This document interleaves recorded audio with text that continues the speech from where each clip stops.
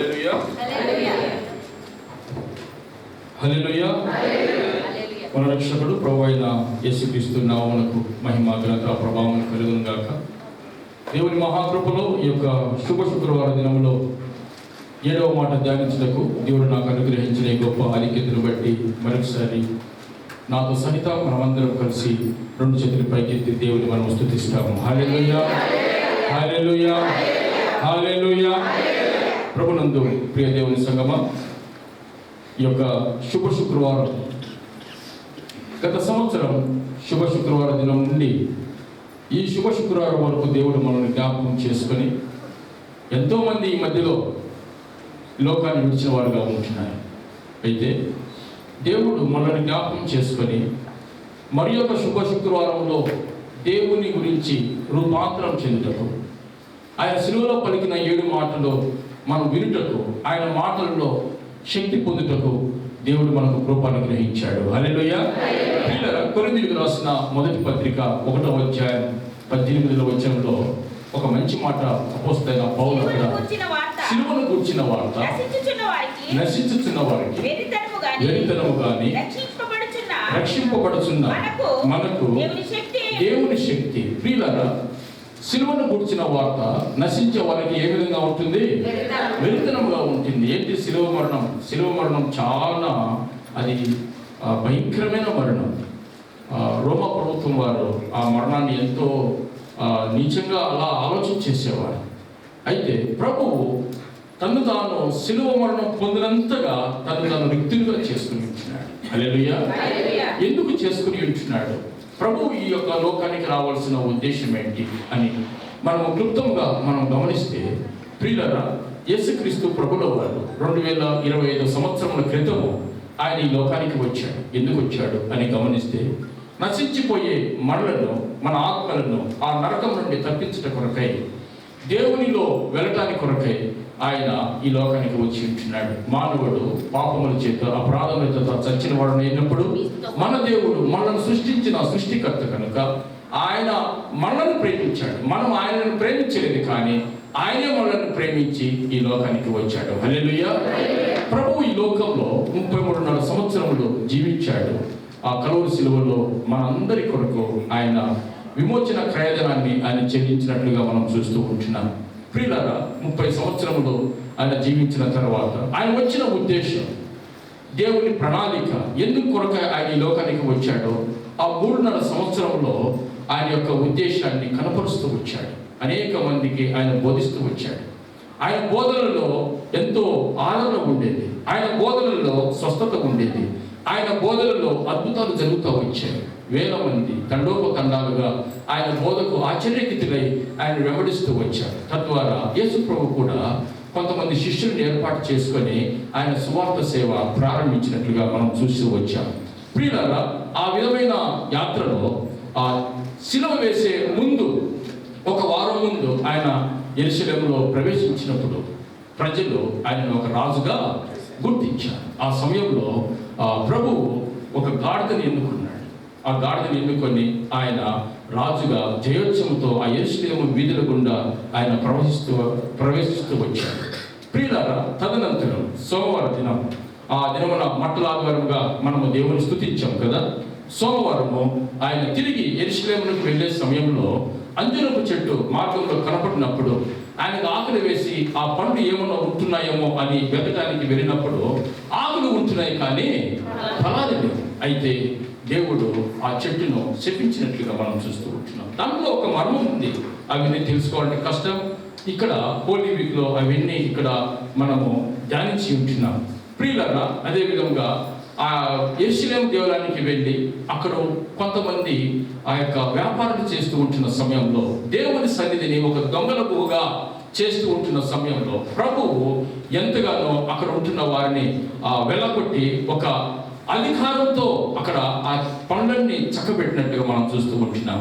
తిరిగి ఆయన వెళ్ళే సమయంలో ఆ చెట్టు ఏమైపోయిందంట, ఏర్లతో సహా వెళ్ళిపోయింది. తిరిగి మంగళవారం ఆయన యెరూషలేము ఆ దేవాలయానికి వచ్చి శాస్త్రులు, పరిసయ్యులు, పెద్దలు ఆయనను ఏదో ఒక విధంగా ఆయన మీద నేరం మోపాలని ఎన్నో ప్రశ్నలు వేస్తూ వచ్చారు. అయితే దేవుడు ఏ విధంగా వారు ప్రశ్నలు వేస్తూ వచ్చారో అయ్యే ప్రశ్నలతో వారిని అనుస్తూ వచ్చాడు, వారికి సమాధానం చెబుతూ వచ్చాడు. ఆ విధంగా మంగళవారం దినంలో ఎన్నో పనులు ఆయన అక్కడ చేసినట్లుగా మనం చూస్తూ ఉంటున్నాం. ఈ తరుణంలో ఇస్కరియోతు యూదా ఆయన శిష్యుడిగా ఉంటూ వచ్చాడు. ఆయనతో అద్భుతాలు చూస్తూ వచ్చాడు. ఆయన యొక్క ప్రతి విషయంలో పాల్గొంటూ వచ్చినప్పటికీ కూడా ఆయనలో అపవాది ఆయనకి చోటించి ఏం చేస్తూ వచ్చాడు. ఆ యొక్క బుధవార దినంలో ఆయన శాస్త్రులు పరిశీలన దగ్గరికి వెళ్ళి ప్రభువు నమ్మటానికి ఆయన నిశ్చయించుకున్నట్లుగా మనం చూస్తూ ఉంటున్నాం. బుధవారము ఆ విధంగా కలవరంతో ప్రభు మౌనం వహించినట్లుగా మనం చూస్తూ ఉంటున్నాం. గురువారము అనగా నిన్నటి దినము ప్రభు చేసిన కార్యములు ఆ యొక్క గెత్సేమనే తోటలో ప్రార్థనకు వెళ్ళి ఉంటున్నాడు. అదే విధంగా పస్కా యొక్క విందును ఏర్పాటు చేసి ఆ విందులో ఏ విధంగా ప్రభు తగ్గించుకున్నాడంటే ప్రభు తను తాను తగ్గించుకొని శిష్యుల పాదాలు కడుగునంతగా ఆయన తగ్గించుకొని ప్రవచనములో ఆయన నెరవేర్చినట్లుగా మనం చూస్తూ ఉంటున్నాం. ప్రియ సహోదరి సహోదరుడా, ఆ యొక్క గెత్సేమనే తోటలో ప్రభు ఎంతో తన చెమట ఏ విధంగా మారిపోయింది, రక్త బిందువుగా కారిపోయినంతగా ఆయన ప్రార్థన చేస్తూ వచ్చాడు. ఇవన్నీ జ్ఞాపకం చేసుకొని శిలువ మరణాన్ని, శిలువ శ్రమని జ్ఞాపకం చేసుకొని తండ్రి నిశ్చిత్తమైతే ఈ గిన్నె నా నుండి అయినప్పటికీ నిశ్చిత ప్రకారం ఆయన వేడుకుంటూ వచ్చాడు. ఏదేమైనప్పటికీ ప్రియులారా, ఆయన వచ్చిన ఉద్దేశం శుక్రవారం దినం తెల్లవారుజామున 1 గంటల నుండి 3 గంటల వరకు యేసుక్రీస్తు ప్రభు తను తాను పాపల చేతికి అప్పగించుకున్నాడు. ఇస్కరియోతు యూదా యేసు ప్రభుని 30 వెండి నాణెములకు అప్పగించాడు. రోమా సైనికులు ఆయనను బంధించారు. ఆ సమయంలో పేతురు ప్రధాన యాజకుడైన దాసుడైన మల్కు యొక్క చెవిని తెగనరికినట్లుగా మనం చూస్తూ ఉంటున్నాం. ఆ సమయంలో ప్రభు పేతురుని గద్దించి తిరిగి అతని చెవును బాగు చేసినట్లుగా మనం చూస్తూ ఉంటున్నాం. ఆ సమయంలో ప్రియులారా, శిష్యులంతా ఆయనను పట్టుకోవడానికి వచ్చినప్పుడు శిష్యులంతా ఆయన విడిచి పారిపోయినట్లుగా మనం చూస్తూ ఉంటున్నాం. అదేవిధంగా తెల్లవారుజామున 4 గంటల నుండి 6 గంటల వరకు యేసు ప్రభు గెత్సేమనే నుండి విచారించుటకై అన్న ఎదుటికి తీసుకెళ్లారు. తర్వాత అన్న ఇంటి నుండి కయప ఎదుటికి విచారించుటకు తీసుకుని వెళ్ళారు. ఆ సమయంలో పేతురు ఏం చేస్తారో తెలుసా, యేసు ఎవరు నాకు తెలియదని ముమ్మారు అక్కడ పొంకినట్లుగా లేఖనంలో మనం చూస్తూ ఉంటున్నాం. అదేవిధంగా తెల్లవారుజామున 6 గంటల నుండి 6:30 గంటల వరకు యూదుల మహాసభలో దోషిగా నిర్ధారించి యేసు ప్రభువుకు శిక్ష విధించారు. అదే సమయంలో ఇస్కరియోతు యూదా కూడా ఏం చేశారంటే పశ్చాత్తాపడి కలవరపడి చెట్టుకు వెళ్ళి ఆయన ఉరి వేస్తున్నట్లుగా చరిత్రలో అనగా లేఖనంలో మనం చూస్తూ ఉంటున్నాం. 6:30 నుండి 7 గంటల వరకు యేసు ప్రభువును పిలాతు అధికార మందిరమును తీసుకొని వచ్చి పిలాతు ఎదుట యేసు ప్రభువును విచారించినట్లుగా లేఖన భాగాల్లో మనం చూస్తూ వచ్చాం. ప్రియులారా, 7 గంటల నుండి 7:30 గంటలకు పిలాతు అధికారం నుండి హేరోదు దగ్గరికి మరలా ఆయనను తీసుకెళ్లారు. 7:30 నుండి 8 గంటల వరకు హేరోదు నుండి పిలాతు దగ్గరికి మరలా రెండోసారి విచారించాడు. అక్కడ యేసు ప్రభు ఏ నేరము చేయలేకపోయినప్పటికీ నేరము ఆయన మీద ఆరోపించి కొరడాలతో కొట్టమని ఆజ్ఞాపించి ఉదారంగా వస్త్రములు తొలగించారు, తలకు ముళ్ళ కిరీటం పెట్టారు, అపహాసం చేస్తారు, ఆయన మీద ఉమ్మి వేస్తూ వచ్చారు.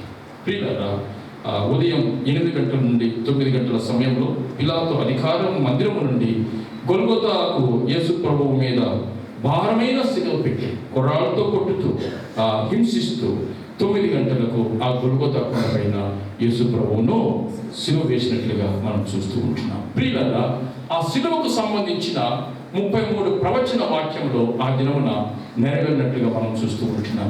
యేసుక్రీస్తు ప్రభువుల వారు ఆ యొక్క గొల్గొతా కొండ పైన 9 గంటల నుండి మధ్యాహ్నం 3 గంటల వరకు ఆయన శిలువ మీద అనగా దాదాపు 6 గంటల వరకు ఆయన వేలాడుతూ వచ్చాడు. ఆ 6 గంటల వ్యవధిలో ప్రభువు శిలువ పైన 7 మాటలు ఆయన ప్రవచించినట్లుగా, ఆయన బోధించినట్లుగా, ఆయన పలికినట్లుగా మనం చూస్తూ ఉంటున్నాం. ప్రియ సహోదరి సహోదరుడా, ఒక వ్యక్తి మరణించే సమయంలో పలికే చివరి మాటలు అవి ఎంతగానో విలువైన మాటలుగా మనం భావిస్తాం. మన తల్లిదండ్రులు సహితం చివరిగా ఏదైనా ఒక మాట అంటే మనం బ్రతికినంత వరకు ఆ మాటలు గుర్తు పెట్టుకొని ఆయన కోరికను నెరవేర్చడానికి మనము ప్రయాసపడతాం. అదేవిధంగా ప్రభు ఆ శిలువపై పలికిన 7 మాటలు ఎంతో అమూల్యమైనవి. ప్రియుల ప్రియులారా, మొదటి మాట నుండి ఆరు మాటలు మన మధ్య ఉంటున్న సహోదరి సహోదరులు చక్కగా మనకు వివరించి ఉంటున్నారు. ఈ సమయంలో 7వ మాట మనం ధ్యానించుకుందాం. లూకా రాసిన సువార్త 23వ అధ్యాయం. లూకా రాసిన సువార్త 23వ అధ్యాయం 44, 45, 46 వచనములు మనం అందరం కలిసి చదువుకుంటాం. అప్పుడు రమారమి మధ్యాహ్నమైనను, అది మొదలుకొని 3 గంటల వరకు ఆ దేశమంతటి మీద చీకటి కమ్మెను. చీకటి అదృశ్యుడాయెను. గర్భాలయపు తెర నడిమికి చిరిగింది.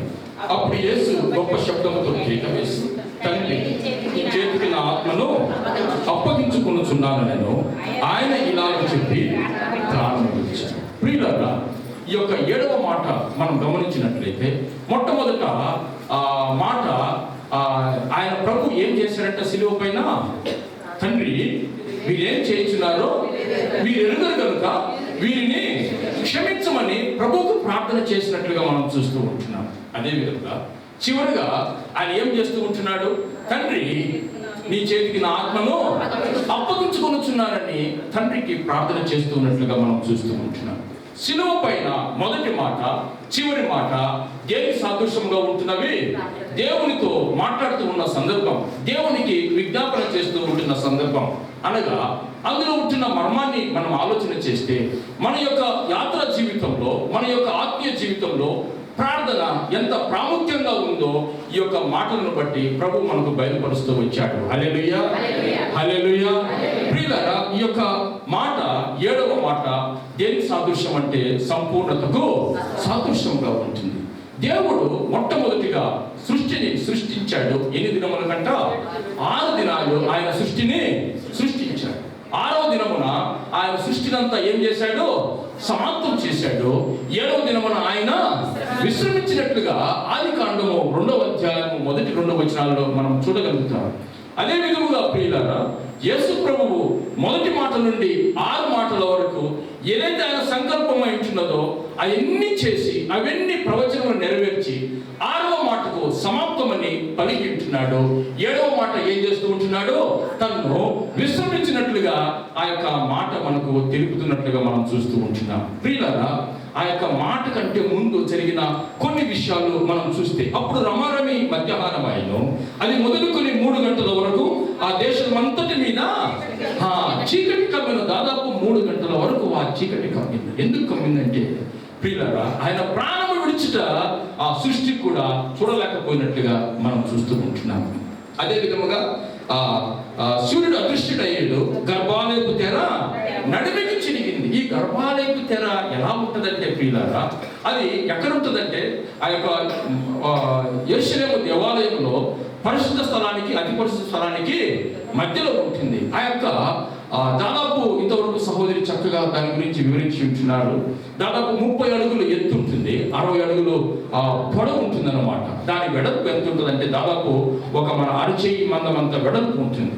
ఆ ఏనుగులు వచ్చి అటుపక్క ఇటుపక్క లాగినా కానీ ఆ తెర చిన్నదు. అలాంటి ఎంతో దట్టమైన తెర. ఆ దినమున ఎవరు ఏమి చేయకుండానే తెర అక్కడ చిరిగినట్లుగా మనం చూస్తూ ఉంటున్నాం.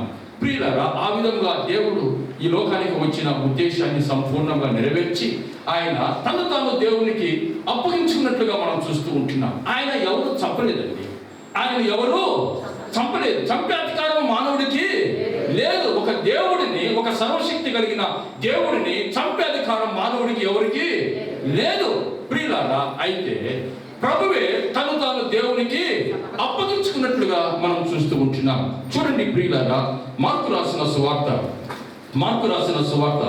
10వ అధ్యాయము 45వ వచనంలో మనం గమనించినట్లయితే, మనిషి కుమారుడు పరిచారము చేయించుకున్నట్టు రాలేదు కానీ పరిచారము చేయుటకును అనేకులకు ప్రతిగా విమోచన క్రయధనముగా తన ప్రాణమును ఇచ్చుటకు వచ్చెను. చూడండి ప్రియులారా, ప్రభువు ఈ లోకానికి పరిచారము చేయించుకుంటూ రాలేదు కానీ పరిచయం చేయుటకును అనేకుల కొరకు తన ప్రాణమును ఇవ్వడానికి ఆయన ఈ లోకానికి వచ్చి ఉంటున్నాడు. ఆ దినమున కీర్తనలు 34వ అధ్యాయం 31వ అధ్యాయం 5వ వచనం ఆ యొక్క దావీదుతో పలికిన ప్రవచనము అక్కడ నెరవేరినట్టుగా మనం చూస్తూ ఉంటున్నాం. తండ్రి, నా ఆత్మను నీ చేతికి అప్పగించుకొనుచున్నాను వచనాన్ని ఎంతో కొన్ని సంవత్సరాల ముందే దావీదుతో ఆ వచనాన్ని పలికినట్లుగా మనం చూస్తూ ఉంటున్నాం. ఈ వచనం ప్రభు ద్వారా అక్కడ నెరవేరినట్లుగా మనం చూస్తూ ఉంటున్నాం. ప్రియులారా, పేతురు రాసిన మొదటి పత్రిక 2వ అధ్యాయము 23వ వచనంలో పేతురు ఏమని ఉంటున్నాడో, ఏమని సంబోధించి ఉంటున్నాడో మనం గమనిస్తే, ఆయన దూషింపబడి బదులు దూషింపలేదు, ఆయన శ్రమ పట్టబడి బెదిరింపక న్యాయముగా తీర్పు తీర్చు దేవునికి తను తాను తండ్రి అయిన దేవుడు ఎలాంటి దేవుడు అంట? ఆయన న్యాయవంతుడు. ఆయన న్యాయంగా తీర్పు తీర్చే దేవుడు. కుమారునికి ఒకటి కాదు, మానవులకు ఒకటి కాదు, కానీ ఆయన తన కుమారుడైన యేసుక్రీస్తు ప్రభువు మీద కూడా ఆయన న్యాయంగా తీర్పు తీర్చే దేవుడు. కనుక యేసు ప్రభు ఆయన ఈ లోకానికి వచ్చి న్యాయంగా తీర్చు దేవునికి తను తాను అప్పగించుకున్నట్లుగా మనం చూస్తూ ఉంటున్నాం. ప్రియులారా, అంతేకాకుండా హెబ్రీయులకు రాసిన పత్రిక 9వ అధ్యాయం 14వ వచనం మనం ఒకసారి గమనించినట్లయితే, ఆయన ఏ విధంగా అప్పగించుకున్నాడు? నిత్యుడగు ఆత్మ ద్వారా నిర్దోషినిగా అప్పగించుకున్నాడు. చాలమ్మా, ఇక్కడ ఏ విధంగా ప్రభు తను తాను అప్పగించుకున్నాడు? నిర్దోషిగా అప్పగించుకున్నాడు. ఆయన మనవలే మానవుడుగా ఈ లోకంలో 33.5 సంవత్సరములు జీవించినప్పటికీ, అనేక కార్యములు చేసినప్పటికీ, ఆయన ఏ విధంగా తండ్రి యొద్ద నుండి వచ్చే సమయంలో ఆత్మ ఎలాగ ఉందో, ఆయన ఈ లోకంలో జీవిస్తూ ఉన్న సమయంలో కూడా అలాంటి ఆత్మ అనగా పరిశుద్ధముగా ఆయన జీవిస్తూ వచ్చాడు. ఎలాంటి పాపము లేనివాడుగా ఆయన జీవిస్తూ వచ్చాడు. ఆయన ఒకనొక సమయంలో అంటాడు కదా, నాలో పాపం ఉన్నదని మీరు ఎవడు నిరూపించగలడు అని ఒక సవాలు కలిగిన జీవితము ఆయన జీవించినట్లుగా మనం చూస్తూ ఉంటున్నాం. ప్రభునందు ప్రియులారా, ఆయన ఈ లోకంలో ఉన్నంత వరకు ఆ యొక్క ఆత్మకు ఎలాంటి కల్మషం లేకుండా, అలా ఆత్మకు ఎలాంటి మన్యం లేకుండా ఆ యొక్క సమయంలో తను తాను ఏం చేశాడంట? నిర్దోషినిగా తన దేవునికి తన ఆత్మను అక్కడ అప్పగించుకున్నట్లుగా మనం చూస్తూ ఉంటున్నాం. హల్లెలూయా. ప్రియులారా, అయితే ఆయన రక్తంలో కడగబడిన మన ఆత్మ ఎలా ఉంది? మనం ఏ విధంగా దేవునికి ఆత్మను అప్పగించుకుంటాం? ఒకవేళ ప్రభు ఈరోజు వస్తే, ప్రభు ఈ దినమున మనల్ని పిలిస్తే మన ఆత్మ ఏ విధంగా ఉంది? ప్రభువుకు మహిమకరంగా ఉందా? మనము అప్పగించుకునే విధంగా మన ఆత్మ ఉందా? మనం పరీక్షించుకోవాల్సిన వారంగా ఉంటున్నాం. ప్రియులారా, ఎందుకు ప్రభువు తను తాను ఆత్మను నిర్దోషిగా అప్పగించుకున్నాడు? ఇంత గొప్ప కార్యము చేయడానికి గల కారణం ఏంటంటే, చూడండి, ఎఫెసీయులకు రాసిన పత్రిక 5వ అధ్యాయం 2వ వచనంలో ఒక మంచి ప్రాముఖ్యమైన మాట, మిమ్మల్ని ప్రేమించి పరిమళ వాసనగా ఉండటం మన కొరకు అర్పణముగాను బలిగాను అర్పించుకున్నాడు. హల్లెలూయా. మనం ఏ విధంగా ఉండాలంట? పరిమళ వాసనగా ఉండటానికి దేవుడు తను తాను అర్పణముగాను బలిగాను అప్పగించుకున్నాడు. మనము ఒకప్పుడు ఎలాంటిటువంటి వారము? పాపముల చేత, అపరాధముల చేత మనము చచ్చినటువంటి వారము. దేవునికి అయిష్టమైన కార్యములు చేసేటువంటి వారము. శరీరం యొక్క మనసు యొక్క కోరికలను నెరవేర్చుకుంటూ దేవుని యొక్క ఉగ్రతకు మనము పాత్రులై ఉంటున్నాం. అయితే దేవుడు మనల్ని సృష్టించిన సృష్టికర్త కనుక మనం ఆయనను ప్రేమించినప్పటికీ ఆయనే మనల్ని ప్రేమించి మన జీవితం, మన ఆత్మ ఒక పరిమళ వాసనగా ఉన్నటకు ఆయన ఈ లోకానికి వచ్చి తను తాను నిర్దోషినిగా న్యాయవంతుడైన ఆ దేవునికి తన ఆత్మను అప్పగించుకున్నట్లుగా మనం చూస్తూ ఉంటున్నాం. హల్లెలూయా. హల్లెలూయా. ప్రియులారా, ఆయన రక్తంలో కడగబడిన మనం, ఆయన రక్తంలో కడగబడి దేవుని ఆరాధించే మనం లోకంలో సర్వమానవులు ఉంటుండగా మనం ఒక ప్రత్యేకమైన జనాంగంగా, ఆయన రక్తంలో కడగబడిన బిడ్డలంగా, ఒక క్రైస్తవులుగా లోకల మధ్య జీవించే మన ఆత్మ ఎలా ఉంది? మన జీవితం ఎలా ఉంది? మన అవయవములు ఎలా ఉంది? మన ప్రవర్తన ఎలా ఉంది? దేవునికి అంగీకారముగా ఉందా?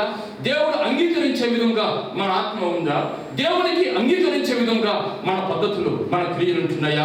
ప్రియులారా, మనం గమనించినట్లయితే పేతురు రాసిన మొదటి పత్రిక 4వ అధ్యాయం 19వ వచనం ఏ విధంగా మనం ఉండాలి? కాబట్టి దేవుని చిత్త ప్రకారం బాధపడువారు సత్ప్రవర్తన గలవారై నమ్మకమైన సృష్టికర్తకు ఆత్మలను అప్పగించుకొనవలెను. చూడండి ప్రియులారా, కాబట్టి దేవుని చిత్త ప్రకారం బాధపడువారు సత్ప్రవర్తన గలవారై. ఎలాంటి ప్రవర్తన అంట? సత్ప్రవర్తన అనగా దేవునికి ఇష్టమైన ప్రవర్తన గలవారై నమ్మకమైన సృష్టికర్తకు అనగా దేవుడు మనల్ని సృష్టించిన ఆ సృష్టికర్తకు మనం ఏ విధంగా ఉండాలంట? నమ్మకముగా మనం జీవిస్తూ మన ఆత్మలను ఆయనకు అప్పగించుకునే వరంగా ఉండాలి. హల్లెలూయా. దేవుని బిడ్డలుగా ఈ లోకంలో జీవిస్తూ ఉంటున్నాం మనం. అలాంటి నమ్మకత్వం, ప్రభు చూపించిన నమ్మకత్వం మనం కలిగి జీవిస్తూ ఉంటున్నామా? అదే విధంగా దేవుని యొక్క చిత్తాన్ని మనం బయలుపడుతూ ఉంటున్నామా?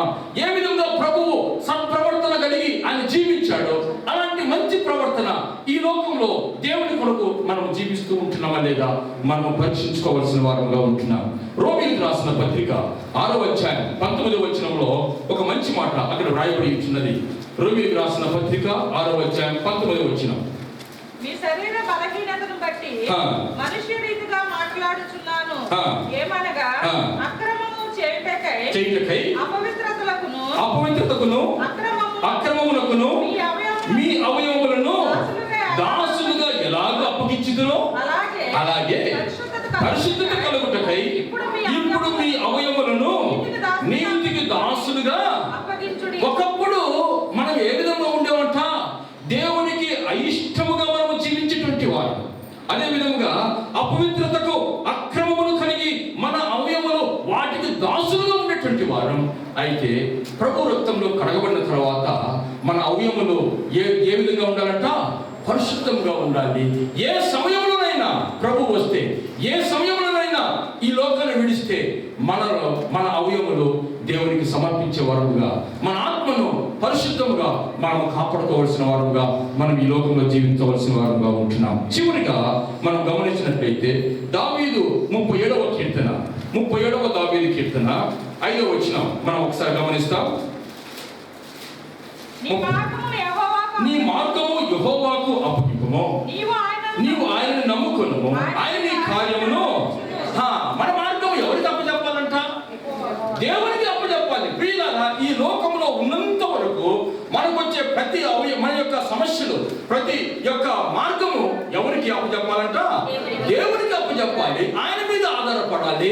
నమ్మకంగా సత్ప్రవర్తన కలవారై మనము జీవిస్తూ మన న్యాయంగా తీర్పు తీర్చు దేవునికి ఏ విధంగా ప్రభువు తన ఆత్మను నిర్దోషిగా అప్పగించుకున్నాడో, దేవుని బిడ్డలమైన మనం, ఆయన రక్తంలో కడగబడిన మనం ఏ సమయంలోనైనా ఏ క్షణంలోనైనా ప్రభు వస్తే లేక ఈ లోకాన్ని విడిస్తే మన ఆత్మను దేవునికి అప్పగించుకునే వారంగా ఉండాలి. ప్రియులారా, ఇంతవరకు దేవుని మాటలు మనం వింటా వచ్చాం. మన ఆత్మ ఎలా ఉంది?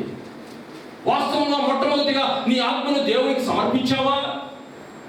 నీ వెనుకను దేవుని సన్నిధికి వచ్చు ఆయన రక్తంలో కడగబడకుండా, క్రీస్తుని నీ హృదయంలో చేర్చుకోకుండా నీ వెనుకను జీవిస్తూ ఉంటే ప్రియులారా, ఈ శుభ శుక్రవారము ఇది మంచి తరుణము కదా. దేవుడు నీతో మాట్లాడుతూ వచ్చాడు కదా. నువ్వు ఆయన కలిగి ఉండకుండా ఈ లోకాన్ని వదిలితే నువ్వు ఎక్కడికి వెళ్తావంట? నరకానికి వెళ్తావు. ఆయన ఎందుకు విశ్వాసం వచ్చి ఆయన రక్తంలో కడగబడితే నువ్వు దేవుని దగ్గరికి వెళ్తావు. హల్లెలూయా. నువ్వు దేవుని దగ్గరికి వెళ్ళాలన్నా నరకానికి వెళ్ళాలన్నా చేసుకోవాల్సింది నీవే. దేవుడు నీకు జ్ఞానం ఇచ్చాడు కదా. నరకంలో అగ్ని ఆరదు, ఆత్మ పురుగు చావదు. యుగములు ఆ మండుచున్న అగ్నిలో ఆయన కాలిపోతూ ఉంటుంది కదా. దేవుని రాజ్యం, పరలోక రాజ్యం, అక్కడ నిత్యము స్తుతి ఉంటుంది. అక్కడ ఆకలి ఉండదు, దప్పిక ఉండదు, సూర్యుడు ఉండడు, చంద్రుడు ఉండడు. యుగములు దేవునితో నిత్యము పరిశుద్ధుడు పరిశుద్ధులని కొన్ని ఆడబడుతూ ఆ నిత్యపు వెలుగులో మనము జీవిస్తూ ఉంటాం. దేవుని సన్నిధికి వచ్చిన నీవు ప్రియుడా, ఆ నరక యాతన పడుతూ ఉంటున్న నరకం కావాలా? దేవునితో సంతోషం కావాలా? ఇది మనం తీర్మానం చేసుకున్నాం. ఒకవేళ నువ్వు దేవుని రక్తంలో కడగబడి ఉంటే, ఈ దినమున ప్రభు వస్తే మన పరిస్థితి ఏంటి? మన ఆత్మ ఎలా ఉంది? మన ఆత్మను ఆయన అంగీకరించే స్థితిలో మన ఆత్మ ఉందా? పరిశీలన చేసుకున్నాం. కళ్ళు మూసుకున్నామా? కళ్ళు మూసుకున్నాం. ప్రతి ఒక్కరూ పరీక్షించుకున్నాం. ప్రతి ఒక్కరూ పరీక్షించుకున్నాం. ఇంతవరకు దేవుడు ఆ శిలువలో పలికిన 7 మాటలు మనతో మాట్లాడుతూ వచ్చాడు కదా. మనల్ని హెచ్చరిస్తూ వచ్చాడు, మనకు జ్ఞాపకం చేస్తూ వచ్చాడు. ఎందుకు ఆయన ఈ లోకానికి వచ్చాడు? ఏ ఉద్దేశంతో వచ్చాడు? ఆయన ఉద్దేశం ఏంటి? మనము వింటా వచ్చాం. ప్రియ సహోదరి సహోదరుడా, ప్రభువునందు విశ్వాసం వచ్చావా? ఆయన రక్తంలో కడగబడ్డావా?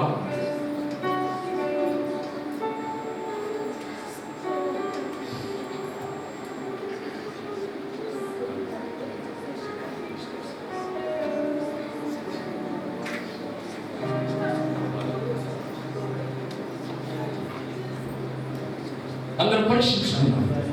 దేవుడు ఈ శుభ శుక్రవారం మంచి సమయం దేవుడు నీకు ఇచ్చాడు. దేవుడు నీతో మాట్లాడుతూ వచ్చాడు. నీవింకను లోకంలో ఉంటున్నావా? ఆయన రక్తంలో కడగబడలేదా? ఆయన ఎందుకు విశ్వాసం ఉంచలేదా? ఈ దినమున చాలా ప్రాముఖ్యమైన సమయం. ఆయన మంచి సమయం దేవుడు నీకు ఇచ్చి ఉంటున్నాడు. స్టెఫెను తను తాను పరిశుద్ధముగా తన ఆత్మను స్టెఫెను అప్పగించుకున్నాడు. ఎవరైతే ఆయన రాళ్ళతో కొడుతూ ఉంటున్నారో, హింసిస్తూ ఉంటున్నారో, ఆయన దేవునికి ప్రార్థన చేస్తూ వచ్చాడు. ప్రియులారా, ఈ సమయంలో ఏ విధముగా మన జీవితం ఉందో పరీక్షించుకోవాల్సిన వారంగా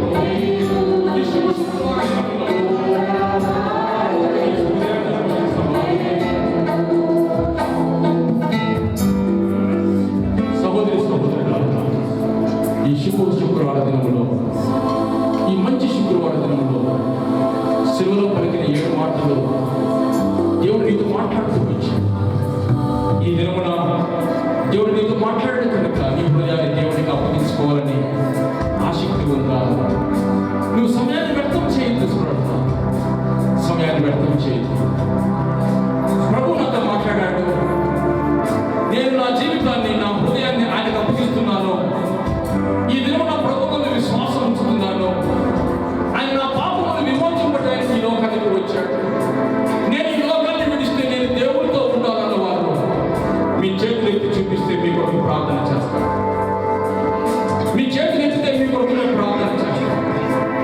ఇంతవరకు దేవుని వాక్యాన్ని విన్న నీకు నీ ఆత్మ దేవునికి నిర్దోషముగా అప్పగించుకోవాలని ఆలోచన ఉంటే నువ్వు పైకెళ్తే నీ చేతులు నీ కొరకు ప్రార్థన చేస్తావు. సహోదరి, దేవుడు నీ ఆశ నెరవేర్చుకోవాలి. సహోదరులారా, దేవుడు మీ ఆలోచన నెరవేర్చుకోవాలి. మీరు తీసుకున్న తీర్మానం దేవుడు స్థిరపరిచి బలపరచునుగా. దేవుడు మీకు నిత్యము తోడుగా ఉండి మీకు కాపరిగా ఉండనుగా. దేవుడు మిమ్మల్ని జ్ఞాపకం చేసుకొని తన యొక్క బిడ్డగా స్వీకరించి దేవుడితో ఉండే సదవకాశము నీకు కలిగి చేయను కాక. అదేవిధంగా చేతులెత్తి మన చేతులు చూపిస్తూ ఉంటాం. ప్రార్థన చేస్తూ ఉంటున్న సమయంలో మనమందరము దేవుడి వైపు చూస్తాం. ఆయన ప్రసన్నత వైపు చూస్తాం. ఆయన శిలువ వైపు చూస్తాం. ఆయన ప్రేమ వైపు చూస్తాం. ప్రేమ కలిగిన మా తండ్రి, మీకు వందనములు చెల్లించుకోవచ్చు. నీ బిడ్డలు ఎంతవరకు నీ యొక్క మాటలు వింటూ వచ్చారయ్యా. అవును ప్రభువా, నీ బిడ్డలతో మీరు మాట్లాడి ఎవరైతే వారి హృదయాన్ని నీకు అప్పగించుకున్నాడో, ప్రభువా సొంత రక్షకునికి అంగీకరించారో వారి తీర్మానం స్థిరపరిచి బలపరిచి దేవా వారు బాప్తిసం తీసుకునే ముందుకెళ్ళటకు సహాయం చేయండి. ఎవరైతే ఆత్మను ప్రభు పరిశుద్ధముగా ఉంచుకోవడానికి ఈ దినమున తీర్మానం చేసుకున్నారో వారి తీర్మానమును మీరు బలపరచమని ప్రార్థిస్తూ, వారి కుటుంబములను మీరు ఆస్వాదించమని ప్రార్థిస్తూ ఉంటున్నారు. మీకే మహిమ ఘనత ప్రభావం చెల్లిస్తూ యేసుక్రీస్తు నామములో స్తుతించి ప్రార్థించి అడిగి పొంది ఉంటున్నాం తండ్రి. ఆమేన్. హల్లెలూయా. చప్పట్లు కొట్టి దేవుని మహిమపరుస్తావా? హల్లెలూయా, హల్లెలూయా. పిల్లరా, ఇంతవరకు ఒక 7 మాటల ధ్యానంలో దేవుడు సహాయం చేస్తూ వచ్చాడు. ఆ శిలువ ధ్యానంలో ఆ వాక్యపు వెలుగులో దేవుడు మనం నడిపిస్తూ వచ్చాడు. మన హృదయాలను దేవుడు తాకుతూ వచ్చాడు. కేవలము ఈ శ్రమ దినాలే కాకుండా మనం 365 సంవత్సరాలు దేవుని కొరకు మనం జీవించడానికి సిద్ధపడతాం. హల్లెలూయా. దేవుని యొక్క శక్తిని మనం నిత్యము పొందుకునే విధంగా మనం జీవిస్తాం.